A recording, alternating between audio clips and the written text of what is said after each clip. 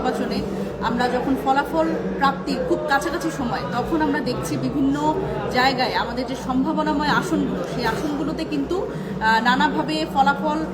প্রভাবিত করবার একটা প্রচেষ্টা আমরা দেখতে পাচ্ছি এবং এই নগ্ন প্রচেষ্টা আমাদের যারা প্রার্থীরা আছে তাদের কিন্তু ফলাফলে একটা বড় ধরনের প্রভাব ফেলবে বলে তারা আশঙ্কা করছে এবং সেখানে দায়িত্বরত যারা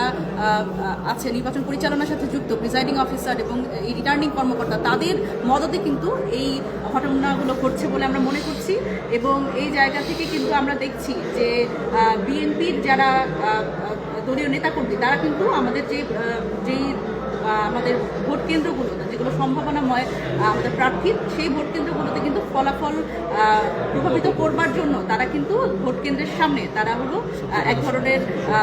শক্তি প্রদর্শন করছে এবং ভোট কেন্দ্রগুলো দখল করবার চেষ্টা করছে। সুতরাং এটা কোনোভাবেই কাম্য নয়। আমরা এই ফলাফল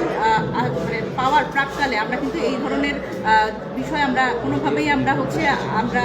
অ্যাকসেপ্ট করছি না এবং দেখেন আমরা যেটা বারবার করেই বলছি যে মিডিয়া এক ধরনের ট্রায়াল করছে আমাদের সাথে, সেটা হচ্ছে